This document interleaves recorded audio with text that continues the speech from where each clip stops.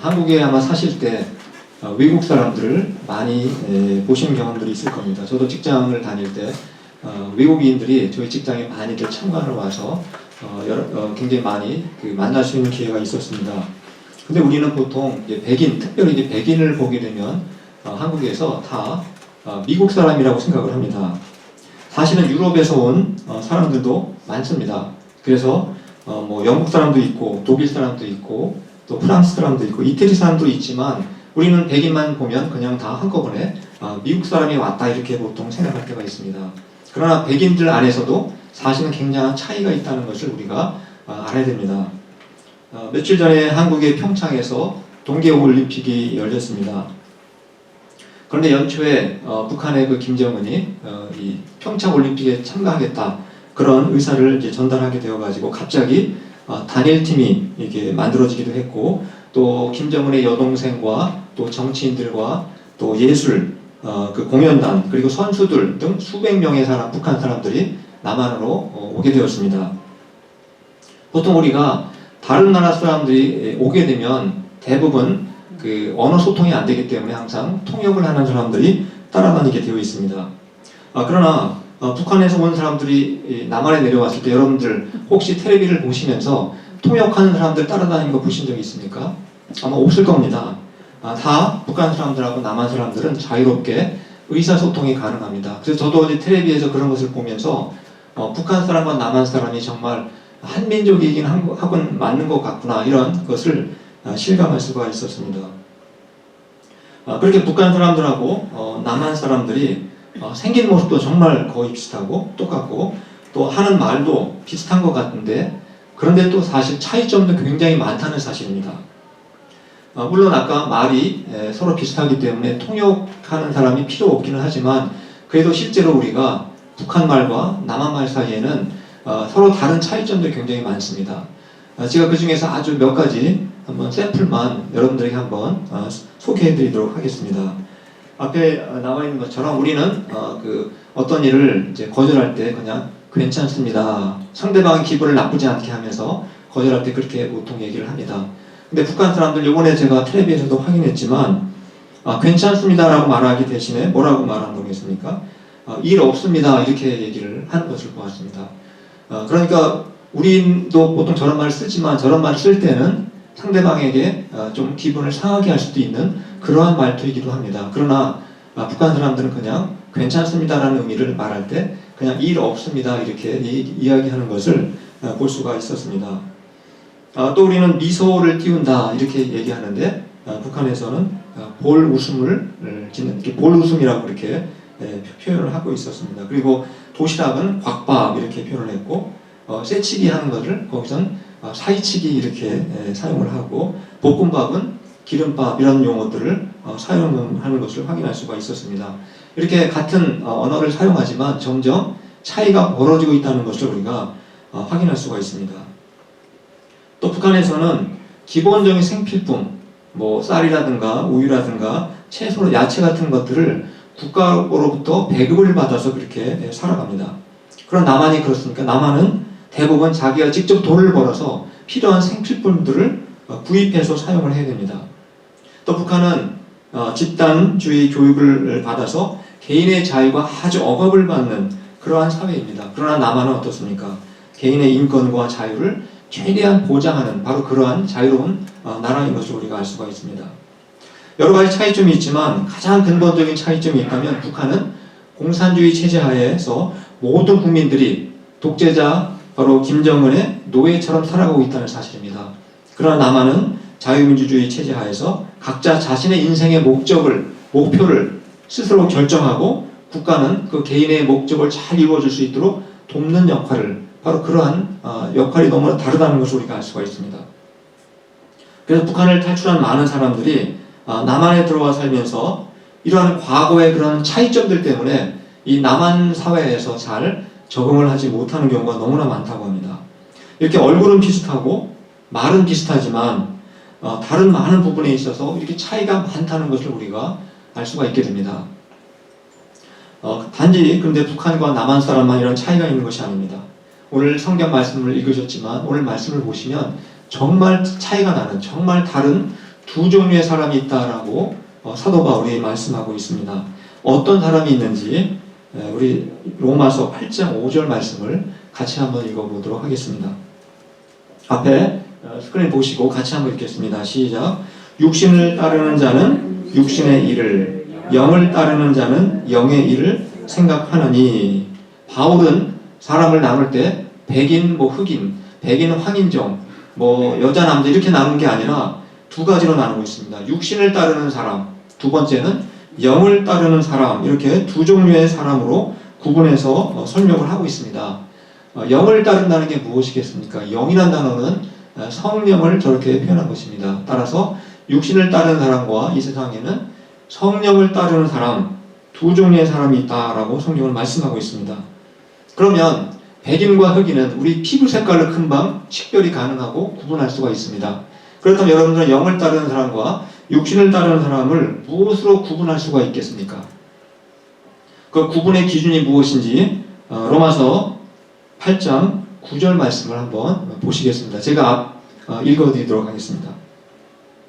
만일 너희 속에 하나님의 영이 거하시면 너희가 육신에 있지 아니하고 영에 있나니 누구든지 그리스도의 영이 없으면 그리스도의 사람이 아니라. 육신을 따르는 사람과 영을 따르는 사람을 구분하는 결정적인 기준이 뭐라고 되어 있습니까? 얼굴의 생김새입니까? 말하는 언어입니까? 문화나 피부색이나 학력이 아니라 바로 그 기준은 하나님의 영 또는 그리스도의 영, 다른 말로 하면 바로 성령을 받았느냐, 성령을 받지 못했느냐, 바로 이것에 의해서 구분이 된다, 이렇게 말씀을 하고 있습니다. 즉 성령이 없는 사람은 바로 육신을 따르는 사람이고, 그리고 성령을 받은 사람은 영을 따르는 사람이다, 이렇게 우리는 알 수가 있습니다. 그럼 우리는 성령을 여러분 눈으로 볼 수가 있습니까? 만질 수가 있습니까? 성령을 내가 받았는지, 성령이 내 안에 없는지 우리는 어떻게 확인할 수가 있겠습니까? 어떤 사람들은 천국에 갔다 왔다든가, 또는 예언을 한다든가, 또는 방언을 하면은 성령을 받은 것이다 라고 확신하는 경우도 있습니다. 그러나 우리는 우리 주변에 이단을 믿는 사람들 중에서도 이런 체험을 했다고 주장하는 사람들이 얼마든지 있다는 사실입니다. 우리가 그런 사람들을 보고 저 사람들도 그런 체험을 했으니까 성령을 받았다, 이렇게 말할 수 있겠습니까? 그들이 받은 것은 성령이 아니라 귀신의 영이 있을 수도 있다는 사실을 우리가 알아야 됩니다. 그렇다면 우리가 내가 성령을 받았다는 그것을 가장 확실하게 증명할 수 있는 그 증거가 무엇이겠습니까? 바로 고린도전서 12장 3절을 통해서 바울이 우리에게 분명한 말씀을 해주고 있습니다. 같이 한번 읽어보도록 하겠습니다. 시작. 그러므로 내가 너희에게 알리노니 하나님의 영으로 말하는 자는 누구든지 예수를 저주할 자라 하지 아니하고 또 성령으로 아니하고는 누구든지 예수를 주시라 할 수 없느니라. 성령을 받은 사람은 절대로 예수님을 저주하지 않는다. 절대로 예수님을 욕되게 하지 않는다는 것입니다. 성령을 받은 사람은 예수님에 대해서 원수처럼 행동하지 않는다는 것입니다. 그러나 성령을 받은 사람은 반드시 예수님을 누구로 모신다고 했습니까? 주로 모시고 살아간다는 것입니다. 따라서 성령을 받은 사람을 한마디로 표현한다면 예수님을 구세주와 주님으로 모시고 살아가는 그리스도인들을 말한다는 것을 우리가 알 수가 있는 것입니다. 그렇다면 육신을 따르는 사람은 어떤 사람이겠습니까? 성령을 받지 못한 사람 또는 예수님을 믿지 않는 사람을 의미한다는 것을 우리가 알 수가 있게 됩니다. 이러한 두 종류의 사람들은 얼굴도 비슷하고 하는 말도 비슷하고 살아가는 모습도 비슷하지만 눈에 보이지 않는 엄청난 차이점이 있다는 사실을 우리가 기억을 해야 됩니다. 남한 사람과 북한 사람과 비교할 수 없을 정도로 훨씬 더 큰 그러한 차이점이 있다는 사실을 우리가 오늘 말씀을 통해서 확인해 보도록 하겠습니다. 그럼 첫 번째 우리가 영에 속한 사람과 육에 속한 사람 사이에는 어떠한 차이가 있는지 우리 로마서 8장 5절 말씀을 우리 한번 같이 읽어보도록 하겠습니다. 시작. 육신을 따르는 자는 육신의 일을, 영을 따르는 자는 영의 일을 생각하나니. 가장 근본적인 차이점은 바로 생각하는 것이 다르다라고 말씀하고 있습니다. 여러분이 예수님을 믿지 않는 사람하고 만나서 대화를 나누실 때 저 사람과 나와의 차이점이 별로 없는 것 같다, 거의 똑같은 것 같다 이렇게 생각하십니까? 아니면 나하고 너무 말이 안 통하고 나와 생각이 너무 다른 것 같다 이런 생각이 더 드십니까? 만약에 생각이 차이가 없다라고 생각하신다면 내가 정말 육신을 따르는 자인지 성령을 따르는 자인지 심각하게 우리가 고민을 해야 하는 것입니다. 그렇다면은 도대체 생각이 차이가 많다고 했는데 어떤 차이가 있다고 생각을 하십니까? 방금 읽으신 말씀을 보면 육신을 따르는 사람은 무엇을 생각한다고 그랬습니까? 육신의 일을 생각한다 이렇게 말씀하고 있습니다. 이 말씀을 쉽게 말씀드리면 당장 눈에 보이는 육신에 관한 것에는 관심을 가지고 살아가지만 그렇지 않은 것에 관심이 없다는 것입니다. 눈에 보이는 것만 관심을 갖는다는 겁니다. 반면에 영을 따르는 사람은 무엇에 관심을 갖고 있다고 했습니까? 영의 일, 다른 말로 하면 당장 눈에는 보이지 않지만 그런 영적인 것을 더 관심을 가지고 흥미를 가지고 생각하면서 살아간다는 것입니다. 제가 대표적인 것들을 한번 예를 들어 설명해 드리도록 하겠습니다. 예수님께서 제자들에게 하신 말씀 중에서 마태복음 6장 25절에 있는 말씀을 한번 보시겠습니다. 제가 한번 읽어드리도록 하겠습니다. 그러므로 내가 너희에게 이르노니 목숨을 위하여 무엇을 먹을까 무엇을 마실까 몸을 위하여 무엇을 입을까 염려하지 말라. 목숨이 음식보다 중하지 아니하며 몸이 의복보다 중하지 아니하냐. 예수님은 제자들에게 예수님을 믿는 제자들에게 너희가 무엇을 먹을까 무엇을 마실까 무엇을 입을까 염려하지 말라 이렇게 말씀하고 계십니다. 이 말씀은 우리가 이 세상을 살아가면서 먹고 사는 일을 다 팽개치고 될 대로 되라 이렇게 생각하면서 아무 일도 하지 말고 살라는 말씀이 결코 아닙니다. 사도 바울은 일하지 않는 사람에게 어떻게 하라고 명령했는지 기억나십니까? 일하지 않는 사람은 먹지도 말라 이렇게 사도 바울은 아주 신랄하게 말씀을 했습니다. 즉 우리 신자들이 먹고 사는 문제를 위해서 열심히 노력하며 살아가는 것은 너무나 당연하다는 것입니다. 이러한 일은 육신을 따르는 사람이나 또 영을 따르는 사람이나 차이가 없는 것입니다. 누구나 다 우리가 먹고 사는 일을 위해서도 열심히 노력하고 살아야 됩니다. 근데 차이가 있다는 것입니다. 그것은 똑같지만 차이점이 무엇인지 예수님께서 마태복음 6장 33절에서 우리에게 말씀해주고 계십니다. 우리 같이 한번 읽어보도록 하겠습니다. 시작. 그런즉 너희는 먼저 그의 나라와 그의 의를 구하라. 그리하면 이 모든 것을 너희에게 더하시리라. 육신을 따르는 사람은 단지 이 세상에서 먹고 사는 그 일에만 거기에만 관심을 갖고 살아가지만 영을 따르는 사람은 어디에 관심을 갖고 있다는 것입니까? 비록 먹고 사는 일을 위해서 열심히 일하고 살지만 먼저 하나님의 나라를 생각하며 산다는 것입니다. 먼저 하나님의 나라를 세우는 일에 더 큰 관심을 가지고 거기에 더 큰 우선순위를 두고 살아간다. 그렇게 우리에게 말씀하고 있습니다. 한마디로 말씀드리면 육신을 따르는 자와 영을 따르는 사람의 그 차이점은 인생을 살아가는 목적이 다르다는 것입니다. 누구나 열심히 일해서 큰 돈을 벌어서 부자가 될 수도 있습니다. 또 큰 권력을 얻을 수도 있고 또 큰 명예를 얻을 수도 있습니다. 사람마다 자신이 얻은 그 부와 명예와 이 재능 이것을 내가 어떻게 사용하느냐 또 무엇을 위해서 사용할 것이냐 이런 부분에 있어서는 차이가 날 수가 있다는 사실입니다. 육신을 따르는 사람은 그가 얻은 부와 권력과 명예와 이 재능을 가지고 주로 어디를 위해 사용하냐면 자신의 이기적인 욕망을 채우는 일을 위해서 사용한다는 것입니다. 그리고 허비하고 그 귀한 것들을 낭비하며 살아가게 됩니다. 그러나 영을 따르는 사람은 자신이 얻은 부와 또 권력과 명예와 그 재능을 자신만을 위해 사용하는 것이 아니라 바로 하나님의 나라를 위해서 하나님의 나라를 세우는 일을 위해서 사용하며 살아간다는 것 그것이 바로 근본적인 차이가 있다는 것입니다. 두 번째 그럼 영을 따라가는 사람과 육신을 따라가는 사람들 사이에 두 번째 차이점이 무엇인지 고린도후서 4장 18절 말씀을 같이 한번 읽어보도록 하겠습니다. 시작. 우리가 주목하는 것은 보이는 것이 아니요 보이지 않는 것이니 보이는 것은 잠깐이요 보이지 않는 것은 영원함이라. 육신을 따는 사람의 관심은 무엇이라고 했습니까? 눈에 보이는 것. 그리고 이 땅에 잠깐 있다가 사라지고 없어지는 것, 거기에다 관심을 가지면서 살아간다, 이렇게 말씀하고 있습니다. 그래서 육신을 따르면서 살게 된다 보면 하나님이 눈에 보이지 않기 때문에 하나님은 없다, 이렇게 단정하고 그렇게 살아갑니다. 또 예수님을 믿으면 영생을 얻게 됩니다, 그렇게 전도하게 되면 육신을 따르는 사람의 반응은 비웃음으로 끝날 때가 있습니다. 지금 당장 먹고 사는 일도 급한데 무슨 영원한 것을 찾느냐, 영생과 같은 한가한 소리 하지 말라고 우리를 비웃거나 조롱하거나 우리를 굉장히 한심한 사람처럼 그렇게 생각을 하기도 합니다. 그러나 성경에서 이 세상에서 가장 어리석은 사람은 바로 하나님이 없다, 이렇게 말하는 사람이라는 것을 성경에서 말씀하고 있습니다. 또 이 세상에서 가장 어리석은 사람은 죽으면 모든 것이 끝나니까 이 세상에서 먹고 마시고 실컷 즐기며 살자, 이러한 생각을 하면서 살아간다는 사실입니다. 그러나 가장 지혜로운 사람은 어떤 사람입니까?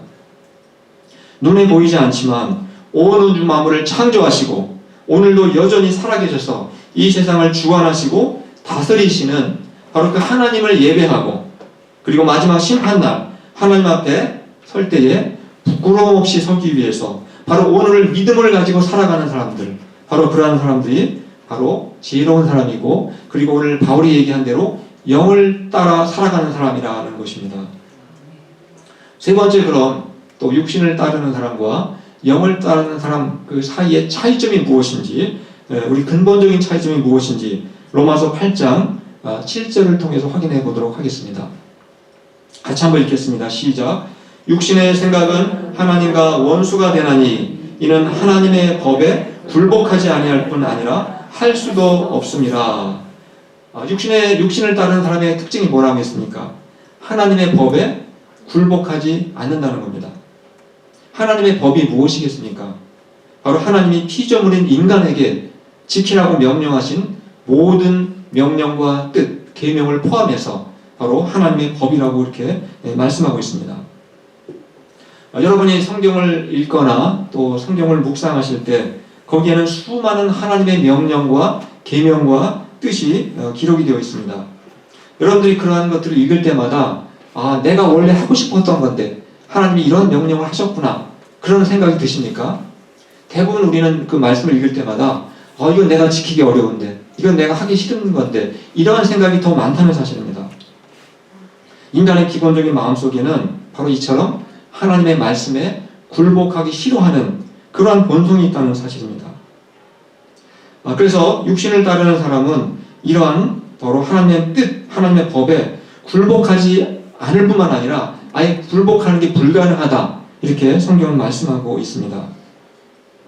오직 영을 따르는 사람만이 하나님의 말씀, 내가 굴복하기 싫지만 그래도 겸손한 마음으로 그 말씀에 굴복하고 그 말씀에 순종하며 살아갈 수 있는 사람이라고 말씀하고 있는 것입니다. 그리고 육신을 따르는 사람은 하나님의 말씀에 굴복하지 않기 때문에 결국은 하나님을 대적하는 사람이 된다는 사실입니다. 즉 하나님의 원수가 된다는 사실을 우리가 기억을 해야 됩니다. 우리보다 신이 없는 사람하고 원수가 되었다고 하더라도 우리는 나보다 신이 없는 사람이면 그냥 무시하고 넘어갈 수도 있을지 모르겠습니다. 근데 여러분이 혹시 어떤 일로 재판을 받게 되었다면 여러분이 재판을 하는 판사와 여러분이 사이가 안 좋아서 만약에 원수가 되었다면 그 결과가 어떻게 되겠습니까? 그러나 우리는 마지막 날 더 큰 재판장이신 하나님 앞에 서게 될 것입니다. 그런데 우리가 하나님과 원수가 되었다면 과연 그 결과가 어떻게 되겠습니까? 정말 그것은 무서운 일인 것입니다. 지금까지 저는 여러분들에게 육을 따르는 사람과 또 성령을 따르는 사람 사이에는 어떠한 차이가 있는지 크게 세 가지를 정리해서 말씀을 드렸습니다. 한번 여러분 기억을 되살리기 위해서 다시 한번 요약해서 한번 기억을 돕도록 그렇게 하겠습니다. 앞에 나와 있는 것처럼 육신을 따르는 사람과 성령을 따르는 사람과의 근본적인 차이점 첫 번째는 무엇이라고 했습니까? 바로 인생의 목적이 서로 다르다는 것입니다. 육신을 따르는 사람은 자신의 이기적인 욕망을 채우기 위해서 살아가지만 영을 따르는 사람은 하나님의 나라를 먼저 생각하고 그 나라를 위해서 봉사하며 살아간다는 사실입니다. 두 번째 차이점 무엇이라고 했습니까? 육신을 따르는 사람은 눈에 보이는 것, 잠깐 있다가 사라질 없어질 것을 위해서 살아가지만 영을 따르는 사람은 비록 눈에는 보이지 않지만 영원한 것을 추구하며 그것을 위해서 살아간다는 사실입니다. 세 번째 차이점 무엇입니까? 육신을 따르는 사람은 하나님 말씀에 굴복하지 않는다는 사실입니다. 그러나 영을 따르는 사람은 비록 굴복하기 싫지만 그래도 하나님의 말씀이기 때문에 겸손한 마음으로 굴복하고 순종하며 살아갈 수가 있게 된다는 사실입니다. 바로 이 큰 세 가지 차이점이 있다는 사실을 우리가 기억을 해야 합니다. 근데 우리가 내가 육신을 따라가느냐 영을 따라가느냐 그 결과는 엄청나게 다른 결과가 우리에게 생기게 된다는 사실을 기억을 해야 됩니다. 어떤 결과가 따라오게 되는지 로마서 8장 6절 말씀을 같이 한번 읽어보도록 하겠습니다. 시작. 육신의 생각은 사망이요 영의 생각은 생명과 평안이니라. 여러분, 이 세상에서 누가 나는 불행하게 살고 싶다 이렇게 말하는 사람이 어디 있겠습니까? 누구나 다 행복하게 살고 싶어 합니다. 그러나 그 문제는 내가 행복하게 살고 싶다고 해서 내 마음대로 꼭 이루어지는 것은 아니라는 사실입니다. 바로 우리가 읽었던 말씀처럼 육신을 따라 살아가게 되면 본인이 아무리 행복하게 살고 싶다 할지라도 그 결과는 어떻게 끝난다고 했습니까? 바로 죽음으로 사망으로 끝나게 된다 이렇게 말씀하고 있습니다. 이 말씀은 다른 말로 하면 내가 열심히 살았지만 내 삶에 아무런 열매가 없다는 것입니다. 또 잠시 잠깐 즐거움을 느끼면서 살았을지는 모르지만 결국에는 허무함으로 끝나게 되고 고통으로 끝나게 된다 이렇게 말씀하고 있습니다.